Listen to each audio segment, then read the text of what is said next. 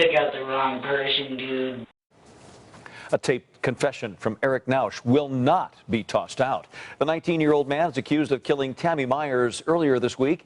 His attorneys argued he was too high while confessing. Vanessa Murphy talked with a forensic toxicologist to try to get to the bottom of all this. Vanessa? Dave, Erich Nowsch's attorney gave me a copy of his lab report from a drug test, but a forensic toxicologist says it may not mean much.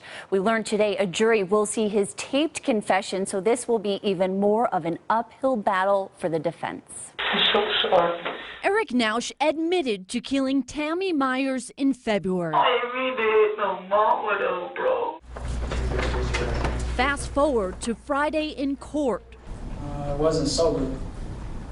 I was a little foggy-minded. Do you remember what you said in that statement?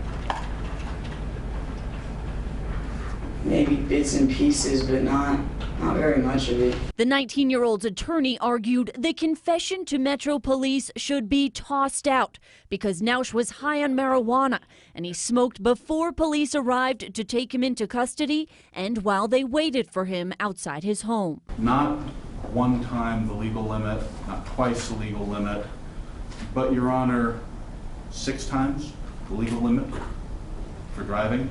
Mr. Nowsch wasn't just under the influence, he was absolutely baked. But the judge didn't buy it and said the confession can be used during Nowsch's murder trial. His speech pattern and his responsiveness is probably better than 90% of the defendants I see in this courtroom on a daily basis. Nowsch told the detective questioning him he had smoked pot beforehand and used it regularly. If a person's using it habitually, they're used to the effect. They're not going to feel funny, so to speak, compared to a person who's a one-time or a rare user. John Hyatt is a forensic toxicologist. We showed him lab results provided to 8 News Now by Nowsch's attorney last month, showing the THC metabolite level at 32. It doesn't really tell us much about what his state of mind was or his ability to think clearly. Nowsch's team says blood was collected after the confession, about 30 hours after his arrest. Hyatt says these results reveal Nowsch smoked pot, but it's unclear how high he may have been and what effect it could have had on his behavior during this vital moment. If he appeared to be in control of his mental faculties, that confession will have a huge impact on the jury.